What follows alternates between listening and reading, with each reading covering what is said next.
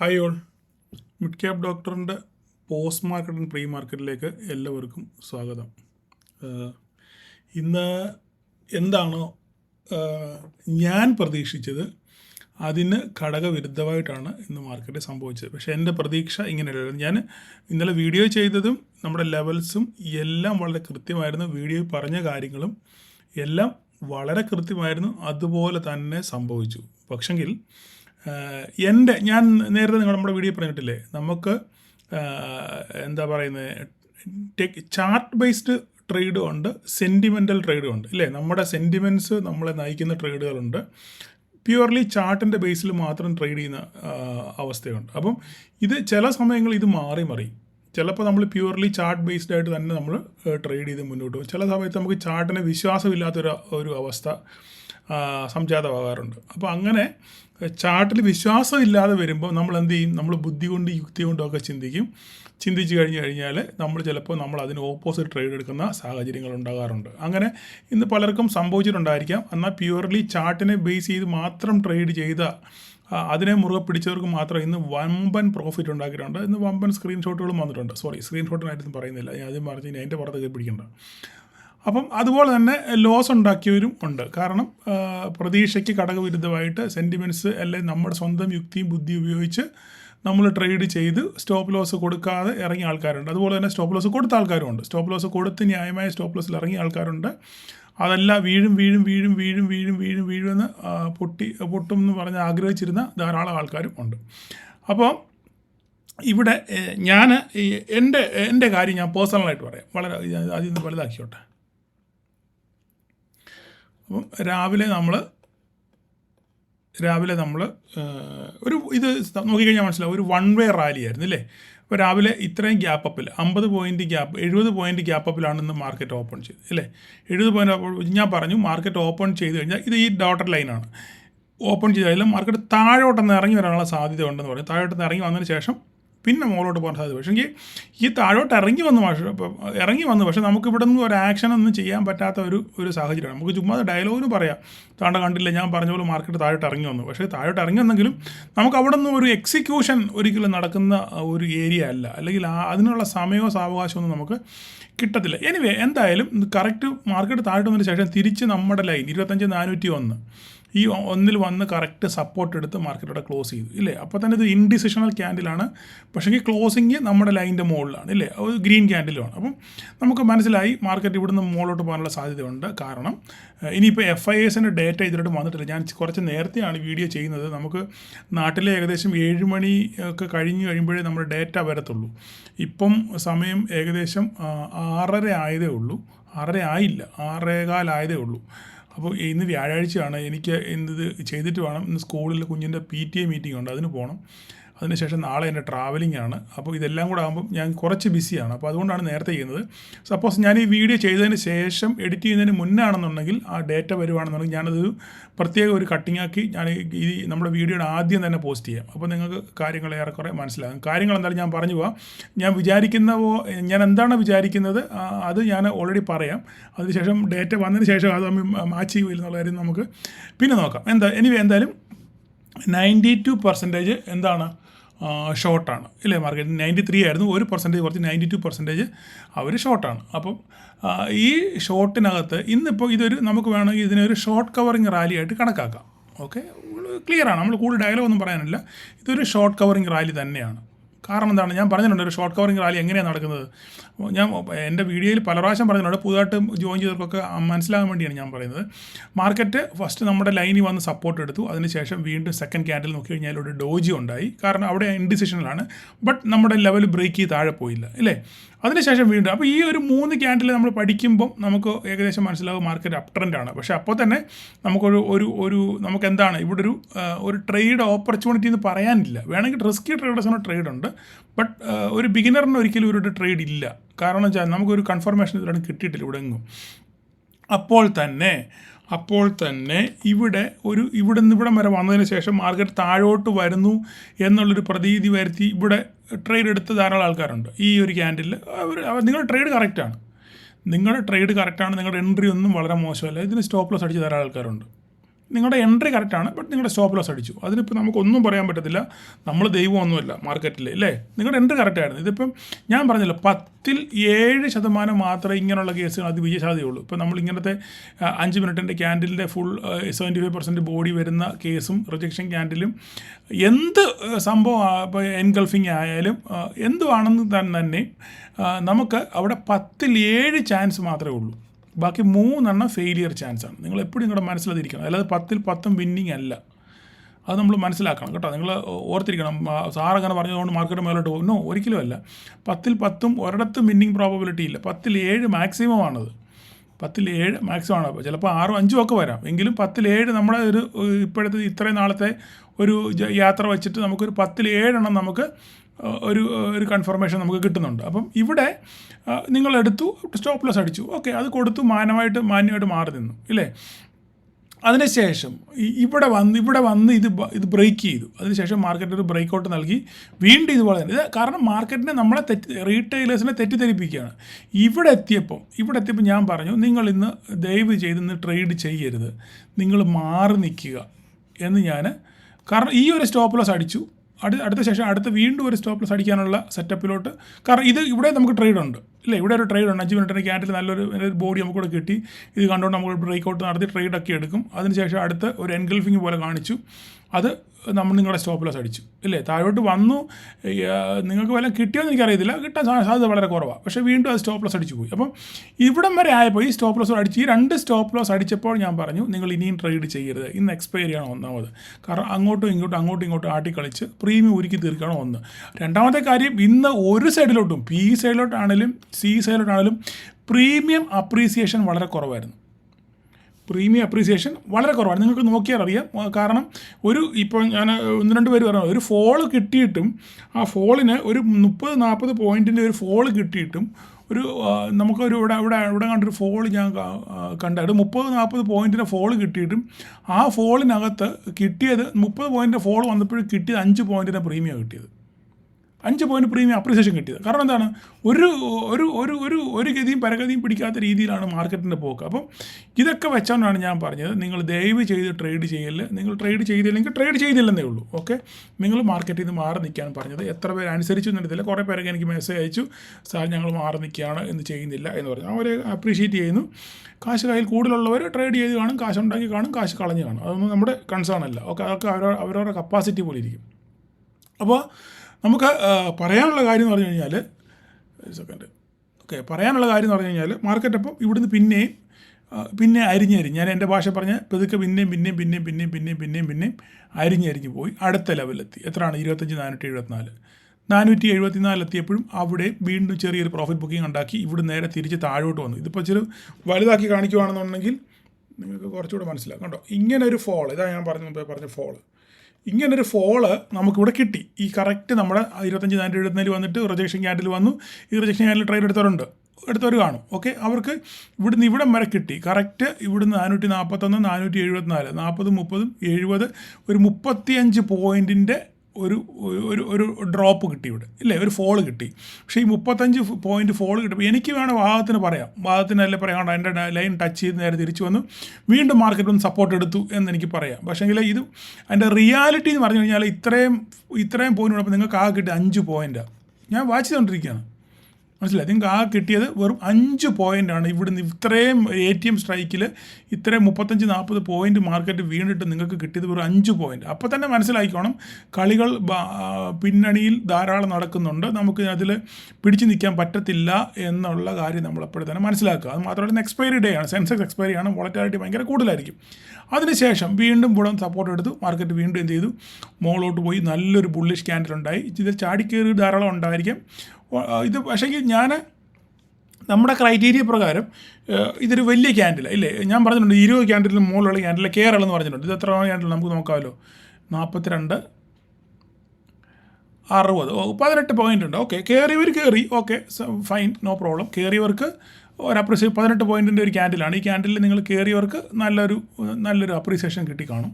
ഞാനതൊന്നും വാദഗതിയായിട്ടൊന്നും ഞാൻ ഒന്നും പറയുന്നില്ല. പക്ഷേ കിട്ടിയവർക്ക് കിട്ടി, ഇല്ലാത്തവർ എടുക്കാത്തവർ മാറി ഇന്നവർ നാളെ മാർക്കറ്റ് ഇവിടെ തന്നെ ഉണ്ടെന്ന്, അടുത്ത ആഴ്ചയും മാർക്കറ്റ് ഇവിടെ തന്നെ ഉണ്ട്, നമ്മൾ നാളെ മാർക്കറ്റിലുണ്ടെന്നുള്ളതാണ് ചോദ്യം എന്ന് ഞാൻ കൃത്യമായിട്ട് ഗ്രൂപ്പിൽ എഴുതിയിട്ടിരുന്നു. ഇല്ലേ, നമ്മൾക്ക് നാളെ നിലനിൽക്കണമെന്നുണ്ടെങ്കിൽ നമ്മൾ കൃത്യമായി മണി മാനേജ്മെൻറ്റിലൂടെ വളരെ ആത്മസംയമനത്തോടെ മാർക്കറ്റിനെ സമീപിച്ചെങ്കിൽ മാത്രമേ നമുക്ക് മുന്നോട്ട് പോകാൻ പറ്റത്തുള്ളൂ. ഓക്കെ, അപ്പം പറഞ്ഞത് ബാക്കി നമുക്ക് കാര്യത്തിലോട്ട് വരാം. അപ്പോൾ അതിനുശേഷം മാർക്കറ്റ് ഇവിടുന്ന് ഒരു വൺ വേ റാലി, ഈ ഒരു സപ്പോർട്ട് എടുത്തതിന് ശേഷം മാർക്കറ്റ് ഒരു വൺ വേ റാലി നടത്തി. ഇല്ലേ, വൺ വേ റാലി നടത്തി. അതിനുശേഷം ലാസ്റ്റ് അവസാനം 30 മിനിറ്റിൽ ഒരു പ്രോഫിറ്റ് ബുക്കിങ് വന്നു. ഇതാണ് മാർക്കറ്റിൽ സംഭവിച്ചത്. അപ്പം ഇവിടുന്ന് എത്ര പേര് കയറി നിൽക്കരുതില്ല. അതിനുശേഷം മാർക്കറ്റ് പോയി വീണ്ടും തിരിച്ച് ഇവിടെ വന്ന് വീണ്ടും ഒരു സപ്പോർട്ട് എടുത്ത് വീണ്ടും ഇവിടെ തിരിച്ച് കയറി. ഓക്കെ, എത്ര പേര് കയറി ഇറങ്ങിയൊന്നും നമ്മുടെ വിഷയമല്ല. നമ്മളിവിടുന്ന് ട്രേഡ് ഇവിടെ നമ്മൾ ഉപേക്ഷിച്ച് ട്രേഡ്. പിന്നെ നമ്മൾ ബാക്കി നോക്കിയിട്ട് കാര്യം, ചത്തകുച്ചൻ്റെ ജാതക ചെയ്തിട്ട് കാര്യമില്ലല്ലോ. നമ്മൾ നോക്കിയിട്ട് കാര്യമുണ്ടോ? കാര്യമില്ല. അവസാനം ഹീറോ ചെയ്തവർക്കൊക്കെ എന്തെങ്കിലും ഒരു ബെനിഫിറ്റ് ഇവിടുന്ന് കിട്ടി കാണാൻ സാധ്യത വളരെ കൂടുതലാണ്. അപ്പോൾ ഇനിയും ഫർദർ എന്താണ് സ്റ്റെപ്പ്? ഈ ഫർദർ എന്താണ് സ്റ്റെപ്പ് എന്ന് പറയുന്നതിന് മുന്നേ ഒന്ന് രണ്ട് കാര്യങ്ങൾ എനിക്ക് പറയാനുണ്ട്.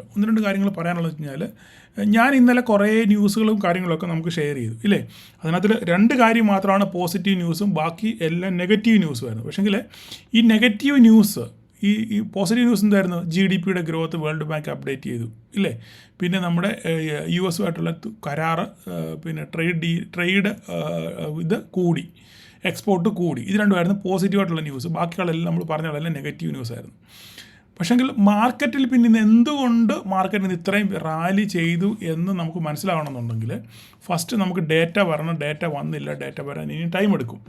അപ്പം ഡേറ്റ വന്നതിന് ശേഷം ഈ പറയുന്ന 92% ഷോർട്ട് അഴിച്ചൊരു 3-4, ഞാൻ ഡേറ്റ വന്നിട്ടില്ല, ഞാൻ എന്തെങ്കിലും അഡ്വാൻസായിട്ട് ഞാനങ്ങ് പറയുക, എൻ്റെ ഒരു ഊഹം അല്ല എൻ്റെ ഒരു പ്രൊഡിക്ഷൻ ഞാനങ്ങ് പറയുക. 3-4% മേളിൽ, 3-4% മേളിൽ ഇവർ ഷോർട്ട് അഴിച്ചിട്ടുണ്ടെന്നുണ്ടെങ്കിൽ, ഈ 92 എന്നുള്ളത് ഒരു 88, 87, 88, 89 ഈ റേഞ്ചിൽ വല്ലതും ആണ് എന്നുണ്ടെന്നുണ്ടെങ്കിൽ നമുക്കിതിനെ ഒരു ഷോർട്ട് കവറിങ് റാലിയായിട്ട് കണക്കാക്കാം. ഒന്നാമത്തെ കാര്യം അത്. ഓക്കെ, ഇനി ഇതിൻ്റെ ആധാരം എന്താണ്? ഇനി ഇല്ല 1%, 2% വല്ലതും ആണെന്നുണ്ടെന്നുണ്ടെങ്കിൽ നമുക്കിതിനെ ഒരു ട്രാപ്പെന്ന് വിളിക്കേണ്ടി വരും. അതിൻ്റെ കാര്യം ഞാൻ വഴിയെ ഒന്നുകൂടെ ഞാൻ പറഞ്ഞു തരാം. ഓക്കെ, ഇനിയിപ്പം മാർക്കറ്റ് മുമ്പോട്ട് ചലിക്കാനുള്ള കാര്യം, ഈ ഷോർട്ട് കവറിങ് റാലി അവിടെ നിൽക്കട്ടെ, അല്ലാതെ തന്നെ മാർക്കറ്റ് മുന്നോട്ട് പോകാനുള്ള ഒരു പ്രധാനപ്പെട്ട കാര്യം, ഇന്ത്യൻ ഡെലിഗേറ്റ്സ് നിലവിലിപ്പം അമേരിക്കയിലും US-ലുണ്ട്. ഈ ട്രേഡ് ഡീലുമായിട്ട് US-ലുണ്ട്. ഓക്കെ, അപ്പോൾ അതിൽ ചിലപ്പോൾ ഒരു പക്ഷെങ്കിൽ നെഗോഷിയേഷൻസ് വല്ലതും നടന്ന് അതിന് സമവായത്തിലെത്തിക്കഴിഞ്ഞാൽ നമ്മുടെ ഈ 25% ടാരിഫ് ഉടൻ തന്നെ പിൻവലിക്കും. ഇല്ലേ, അതിനുശേഷം നമുക്കൊരു പെർമനൻ്റ് ഒരു 20%, ഒരു 15-20% ആണ് ഞാൻ പ്രതീക്ഷിക്കുന്നത്. 15 മുതൽ 20% വരെ താരിഫ് കിട്ടാനാണ് നമുക്ക് വളരെ ആ ഒരു റേഞ്ച് കിട്ടാനാണ് സാധ്യത കൂടുതൽ. അപ്പം 25% ഈ ഫൈൻ അടിച്ചത് ഒഴിവാക്കും. 20-25% അല്ലെങ്കിൽ 2 സെക്ഷനായിട്ട്, അതായത് ആദ്യം 25% ഫൈൻ അടിച്ചത് അങ്ങ് ഒഴിവാക്കും, അതിനുശേഷം മറ്റേത് നിലനിർത്തും. പിന്നെ ബാക്കിയുള്ള നെഗോഷിയേഷൻസിൻ്റെ പുറത്ത് പിന്നെ ഇതൊരു ഫൈനൽ ഒരു നമ്പർ അവർ സെറ്റ് ചെയ്യും. ഇതാണ് നടക്കാൻ പോകുന്ന സംഭവം. അപ്പം ഇതിപ്പോൾ നിലവിൽ അവിടെ നമ്മുടെ ഇന്ത്യൻ ഡെലിഗേറ്റ്സ് US-ലുണ്ട്, ചർച്ചകൾ നടക്കുകയാണ്. ഒരു പക്ഷെങ്കിൽ എന്തെങ്കിലും ഒരു പോസിറ്റീവ് കമൻറ്റ് വന്നു കഴിഞ്ഞാൽ വരാനുള്ള സാധ്യത ഉണ്ട് എന്ന് നമ്മളെക്കാൾ ന്യൂസ് മുന്നേ ഇവർക്ക് അറിയാമായിരിക്കുമല്ലോ. അപ്പോൾ അങ്ങനെ ഒരു സാധ്യതയുടെ പുറത്താണോ ഇത് കയറി എന്നുള്ള കാര്യം നമ്മൾ അറിയേണ്ടിയിരിക്കുന്നു. ഓക്കെ, അപ്പോൾ തന്നെ ഇത് ട്രാപ്പാണോ എന്ന് ചോദിച്ചു കഴിഞ്ഞാൽ ഇന്ന് ട്രംപിൻ്റെ ഒരു ഡയലോഗ് വന്നിട്ടുണ്ട്. ഡയലോഗ് എന്ന് പറഞ്ഞാൽ ഇപ്പോൾ ഞാൻ വായിച്ചത് നമ്മുടെ എക്കണോമിക് ടൈംസിലാണ് വായിച്ചത്. ഞാൻ ജസ്റ്റ് നിങ്ങളെ ഞാൻ ട്വീറ്റ് ചെയ്യാനൊന്ന് കാണിക്കാം എന്താണ് ഇവർ പറഞ്ഞേക്കുന്നതെന്ന്, പുള്ളി എന്താ പറഞ്ഞേക്കുന്നതെന്ന്. ഇന്ന് കുറച്ച് മുന്നേ ട്രംപ് പറഞ്ഞ ഡയലോഗാണിത്. അതായത് ട്രംപ് മോഡിയൊക്കെ പ്രൈസ് ചെയ്തു, പക്ഷെങ്കിൽ I don't want to destroy his political career. അതായത് അത് നമ്മൾ വായിക്കുമ്പം എന്തോ ഒരു കുത്തിപ്പറച്ചിലുണ്ടെന്ന് നമുക്കതിനകത്ത് ഫീൽ ചെയ്യുന്നുണ്ട്. ഇല്ലേ, എന്തോ ഒരു സാധനം എൻ്റെ കയ്യിൽ ഇരിപ്പുണ്ട്, നീ കൂടുതൽ കളിക്കുകയാണെന്നുണ്ടെങ്കിൽ ആ സാധനം എടുത്ത് ഞാൻ പുറത്തിടും, പിന്നെ നിൻ്റെ കരിയർ പോകും എന്നുള്ളൊരു ദുസൂചന ഈ ഡയലോഗിനകത്തിൽ ഉണ്ടോ എന്നുള്ളൊരു കാര്യം ഞാനങ്ങ് സംശയിക്കുകയാണ്. ഈ ഓരോരുത്തർക്കും ഓരോ പ്രൊഡിക്ഷൻസ് ആയിരിക്കുമല്ലോ. അപ്പോൾ ഇങ്ങനെ ഒരു ഡയലോഗ് വന്നപ്പം ഒരു എന്താ പറയുന്നത്, ഒരു ഭീഷണിയുടെ സ്വരം ഇതിനകത്തിലുണ്ടോ? നിങ്ങൾ ഇനി കൂടുതൽ കളിക്കുകയാണെന്നുണ്ടെങ്കിൽ ഞാൻ നിനക്കെതിരെയുള്ള സാധനം എടുത്ത് പുറത്തിടും, നിൻ്റെ ഒരു പൊളിറ്റിക്കൽ കരിയർ നശിപ്പിക്കും, നാശമാകും എന്നൊക്കെ രീതിയിലുള്ള ഒരു വാണിംഗ് മെസ്സേജ് പോലെ ഇതിനെ നമുക്കൊന്ന് വായിച്ചാൽ നമുക്കത് ആശ്ചര്യപ്പെടേണ്ട കാര്യമില്ല. അപ്പം ഇങ്ങനൊരു സാധനം ഇപ്പം വന്നിട്ടുണ്ട്. അപ്പോൾ ഇത് എത്രത്തോളം മാർക്കറ്റിൽ പ്രതിഫലിക്കും എന്നുള്ള കാര്യം അറിയത്തില്ല. അതുപോലെ തന്നെ ഇന്നലെ പറഞ്ഞു പിന്നെ റഷ്യൻ ഓയിൽ വാങ്ങിക്കുന്ന കാര്യം, പിന്നെ ഇന്നലെ ട്രംപ് പറഞ്ഞല്ലോ റഷ്യൻ ഓയിൽ വാങ്ങിക്കുന്ന കാര്യം മോഡി എന്നോട് സമ്മതിച്ചു, ഞങ്ങളത് നിർത്താം, ഉടനെ നിർത്തത്തില്ല എങ്കിലും ഗ്രാജുവലി കുറച്ച് കൊണ്ടുവരാം എന്ന്. പക്ഷെ അതിനെതിരെ മോഡി ഒരക്ഷരം പോലും മിണ്ടിയിട്ടില്ല. ഞാനങ്ങനെ പറഞ്ഞെന്നോ പറഞ്ഞില്ലെന്നോ ഒന്നും. ജയശങ്കർ ഡയലോഗ് പറഞ്ഞു, ഞങ്ങളുടെ ഇന്ത്യക്കാരുടെ രാജ്യാന്തര താല്പര്യത്തിനനുസരിച്ച് മാത്രമേ ഞങ്ങൾ ചെയ്യൂ എന്നൊക്കെ ഒരു ഡയലോഗ് പറഞ്ഞു, പുള്ളി പറഞ്ഞു. പക്ഷേങ്കിൽ മോദിയുടെ ഓഫീസ് ഇതിനെപ്പറ്റി യാതൊരു കാര്യം അനുകൂലിച്ചോ പ്രതികൂലിച്ചോ ഒന്നും പറഞ്ഞിട്ടില്ല. അപ്പോൾ ഇതൊക്കെ ഒരു എന്താ പറയുന്നത്, മാർക്കറ്റിലെ ഒരു എന്താ പറയുന്നത്, സത്യം പറഞ്ഞാൽ ഈ റഷ്യയിൽ നിന്ന് ഓയിൽ വാങ്ങിക്കത്തില്ല എന്ന് പറയുന്ന ആ സംഭവം നമുക്ക് നെഗറ്റീവാണ്.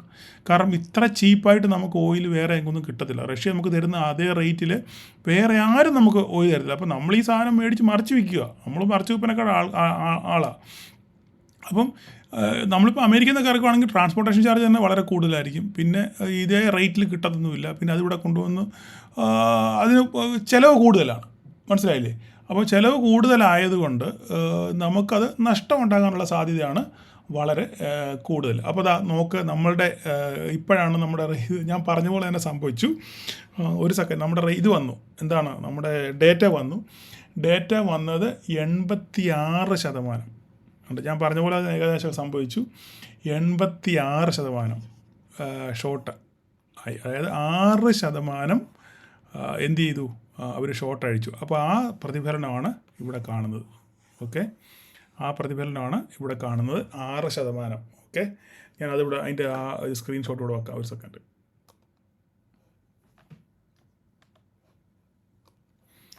ഓക്കെ, ഞാനതിപ്പോൾ ഗ്രൂപ്പിൽ പോസ്റ്റ് ചെയ്തിട്ടുണ്ട്. അപ്പോൾ നോക്കിക്കേ, 6%ത്തിൻ്റെ ഷോർട്ട് അഴിച്ചവർ.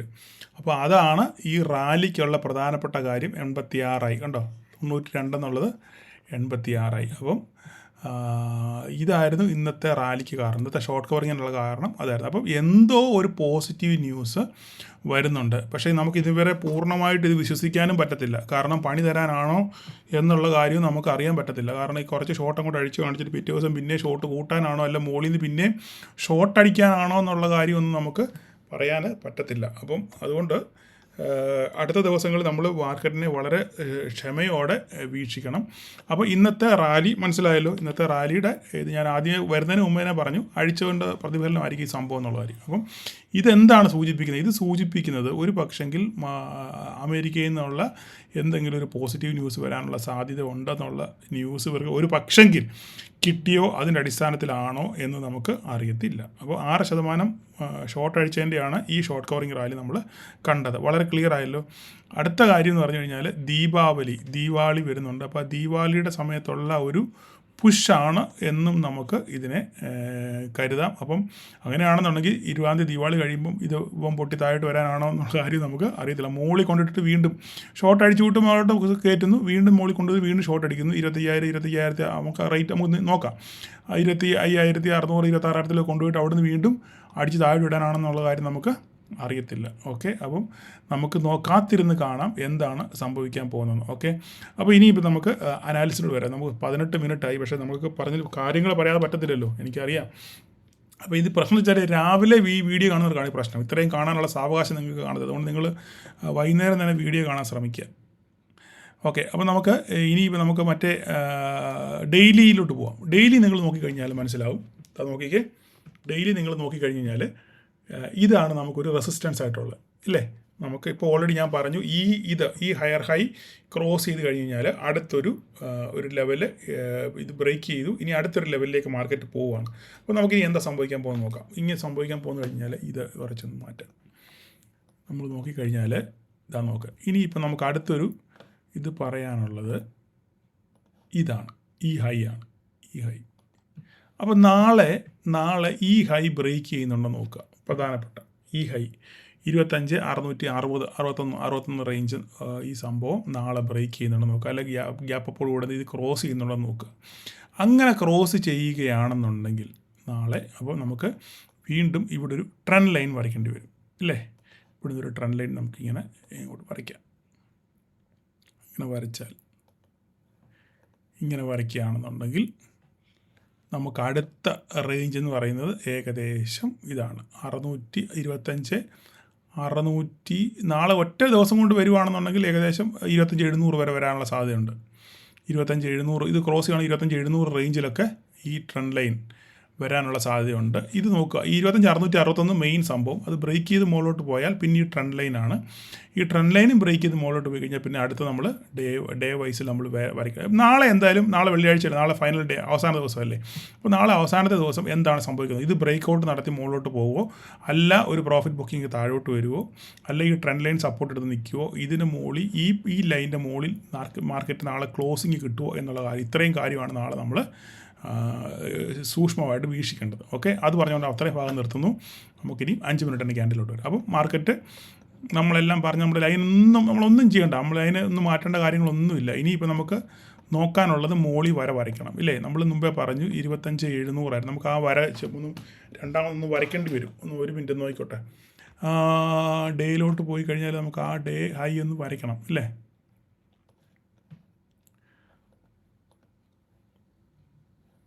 ഇവിടെ വരച്ചിട്ടുണ്ടല്ലോ ഞാൻ.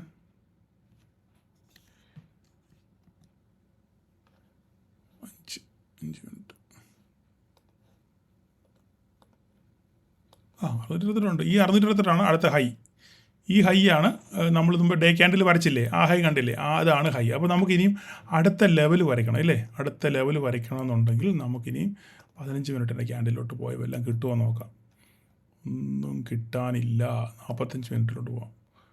45 മിനിറ്റിലോട്ട് പോയാലും ഒന്നും കിട്ടാനില്ല. അപ്പോൾ ഈ സംഭവം നമ്മൾ ചിന്തിക്കണം, ഇതൊരു മേജർ സംഭവമാണ്. ഇനി അടുത്ത ഈ ബ്രേക്ക് ഔട്ട് നടന്നാൽ, ഈ 668 എന്നുള്ള ബ്രേക്ക് ഔട്ട് നടന്നാൽ, ഇതിൻ്റെ മുകളിൽ ഡേ ക്യാൻഡിൽ ക്ലോസ് ചെയ്താൽ ഫർദറായിട്ട് നിഫ്റ്റി മുകളിലോട്ട് പോകും, സംശയം ഒന്നും ഇല്ല.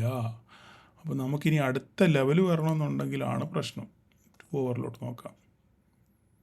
ഓക്കെ, 2 ഓവറിലോട്ട് പോയി കഴിഞ്ഞാൽ ഓൾ ടൈം ഹൈ ആണുള്ളത്. നമുക്കൊരു സംഭവം നോക്കാനുള്ളത്, ഒരു മിനിറ്റ് നോക്കിക്കോട്ടെ.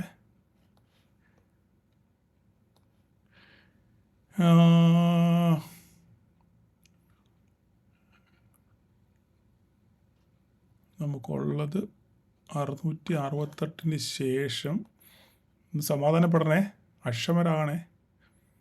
668 ശേഷം നമുക്ക് വരയ്ക്കാനുള്ളത് ഈ ഒരു ലൈനാണ്. ഇച്ചിരി കൂടെ ചെറുതാക്കിയാലോ.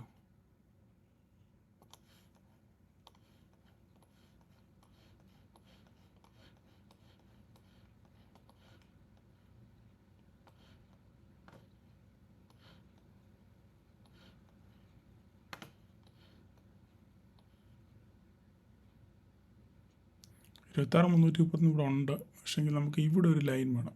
ഇപ്പോൾ കിട്ടി. 25,725. നിങ്ങൾ നോക്കിയത് എങ്ങനെയായി വരയ്ക്കുന്നില്ലേ. ഓക്കെ, ഇതായിരിക്കും നമ്മളുടെ അടുത്ത കടമ്പ 25,732. ഓക്കെ, അതിനുശേഷം നമുക്ക് വരയ്ക്കാനുള്ളത് ഈ വരെയാണ്.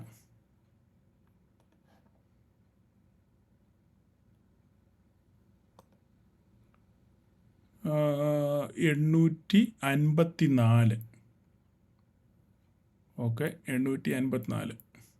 ഒരെണ്ണം കൂടെ വരയ്ക്കാം.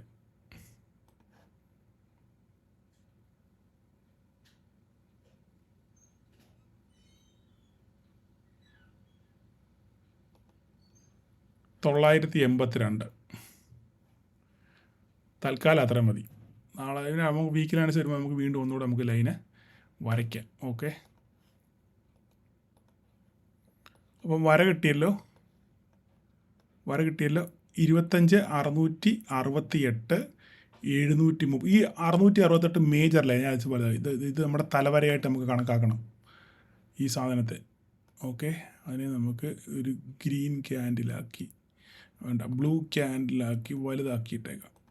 ഓക്കെ, ഇത് നമ്മുടെ തലവരയാണ്. ഈ ബ്ലൂ ലൈൻ 662 എന്ന് പറയുന്നത് തലവരയാണ്. ഇത് ബ്രേക്ക് ചെയ്ത് മുകളിലോട്ട് പോയി കഴിഞ്ഞാൽ 732, അതിനുശേഷം 854, അതിനുശേഷം 982. ഓക്കെ, ഇത്രയും സാധനം നിങ്ങളുടെ മനസ്സിൽ ഇരിക്കണം. ഓക്കെ, മനസ്സിലായല്ലോ. അതിനുശേഷം താഴോട്ട് നിങ്ങളുടെ ലൈൻ നമ്മൾ കിടപ്പുണ്ട്. താഴോട്ട് പോകുകയാണെന്നുണ്ടെങ്കിൽ ഈ ട്രെൻഡ് ലൈൻ ബ്രേക്ക് ചെയ്ത് കഴിഞ്ഞാൽ താഴോട്ട്, ഇല്ലെങ്കിൽ ഇതിന് മുകളിൽ തന്നെ മാർക്കറ്റ് മുകളിലോട്ട് പോകാനുള്ള സാധ്യത വളരെ കൂടുതലാണ്. സമയം ഒത്തിരി നീണ്ടു പോകുന്നു. ഓക്കെ, അടുത്ത ബാങ്ക് നിഫ്റ്റി നോക്കാം. ബാങ്ക് നിഫ്റ്റി നമ്മളുടെ ഈ സംഭവം ബ്രേക്ക് ചെയ്ത് നിന്നു. ആക്സിസ് ബാങ്ക് രാവിലെ 4% മുകളിലോട്ട് പോയെങ്കിലും അവസാനം 2%-ലാണ് ക്ലോസ് ചെയ്തത്.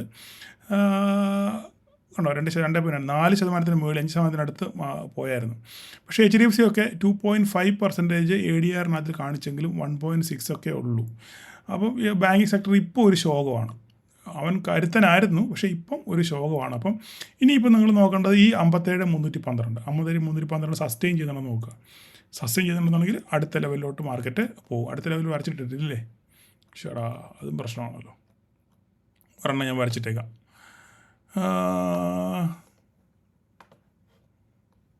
അവിടെ ഉണ്ട്. നമുക്ക് ഈ ഹൈ നോക്കിയാൽ മതി.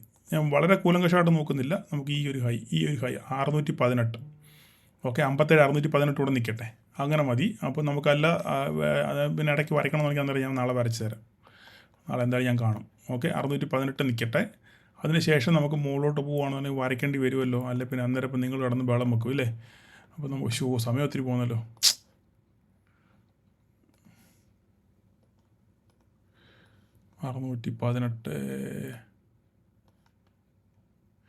അതൊരു മേജർ സംഭവം കേട്ടോ, 618 എന്ന് പറയുന്നത്. പിന്നെ അവിടുന്ന് മേലോട്ട് പണിയാണല്ലോ. അങ്ങനെയാണെന്നുണ്ടെങ്കിൽ അടുത്തൊരു വര എന്ന് പറയുന്നത് ഒരു പുതിയ അടവാണ്. ഇതൊന്നും ഞാൻ ആരും കാണിച്ചിരുന്ന കേസല്ല. അങ്ങനെയാണെന്നുണ്ടെങ്കിൽ ഇവിടുന്ന്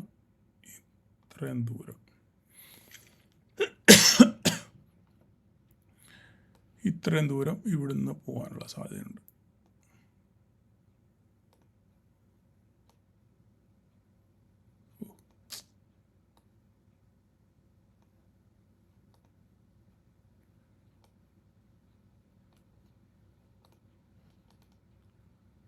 ഓക്കെ, അപ്പോൾ അങ്ങനെ ഒരു ലൈനിലൂടെ വരയ്ക്കണം. 58,030. ഓക്കെ, കിട്ടിയല്ലോ. ഇപ്പോൾ നാളെ അല്ലേ പിന്നെ അതിൽ കിടന്ന് ബഹളം വെക്കും നിങ്ങൾ. 58,030 ഇതായിരിക്കും നമ്മുടെ ഫൈനൽ സംഭവം. ഓക്കെ, ഇതിന് മുകളിലോട്ട് പോയി കഴിഞ്ഞാൽ നമുക്ക് അന്നേരം നോക്കാം. ഓക്കെ, അത്രയും പറഞ്ഞുകൊണ്ട് നിൽക്കുന്നു. ഇനിയും അടുത്ത് നമുക്ക് മിഡ് ക്യാപ്പ് നോക്കുകയാണെങ്കിൽ സമയം ഒത്തിരി പോയേ. മിഡ് ക്യാപ്പ് നോക്കുകയാണെങ്കിൽ മിഡ് ക്യാപ്പ് ഇന്ന് മൂവ് ചെയ്തേയില്ല. നിഫ്റ്റിക്കനുസരിച്ച് മിഡ് ക്യാപ്പ് മൂവ് ചെയ്തില്ല. നമ്മുടെ അതേ ലൈനിൽ തന്നെ കൺസോളിഡേറ്റ് ചെയ്യുമായിരുന്നു. അതിൻ്റെ കാരണം ഇന്നലെ കുറേ റാലി നടത്തിയതാണ്. PSE മാത്രമേ പെർഫോം ചെയ്തുള്ളൂ. പക്ഷേങ്കിൽ ബാക്കി ആരും HDFC AMC കോഫോർജും കൊമിൻസും ആരും വലുതായിട്ടൊന്നും വലിയ പെർഫോമൻസ് നടത്തിയില്ല. അതുകൊണ്ടൊരു കൺസോൾട്ടേഷൻ മോഡിൽ ആയിരുന്നു. കാരണം ഇന്നലെ ഓടിയതിൻ്റെ ക്ഷീണം. അപ്പോൾ നാളെ ഇനി നോക്കേണ്ടത് ഈ 13,265 ഈ 13,265 സസ്റ്റെയിൻ ചെയ്ത് മുകളിലോട്ട് പോകുകയാണെന്നുണ്ടെങ്കിൽ 13,315 ബ്രേക്ക് ചെയ്ത് മുകളിലോട്ട് പോകും. ഇല്ല എന്നുണ്ടെങ്കിൽ താഴെ നേരെ തിരിച്ച് ഈ 13,143 ഓക്കെ, എത്ര മാത്രമേ അതിനെപ്പറ്റി പറയാനുള്ളൂ. സമയം ഒത്തിരി പോയി, അതുകൊണ്ട് പെട്ടെന്ന് വൈൻഡപ്പ് ചെയ്യുകയാണ്. അപ്പം ഞാൻ ഈ പറഞ്ഞ കാര്യങ്ങളൊക്കെ നിങ്ങളുടെ ഓർമ്മയിൽ വെക്കുക. മനസ്സിലായില്ലെങ്കിൽ ഒരു പ്രാവശ്യം കൂടെ ഒന്ന് കേൾക്കാൻ ശ്രമിക്കുക. ഓക്കെ, അപ്പോൾ നാളെ എല്ലാവർക്കും ഒരു പ്രോഫിറ്റബിൾ ഡേ ആശംസിക്കുന്നു. Thank you all.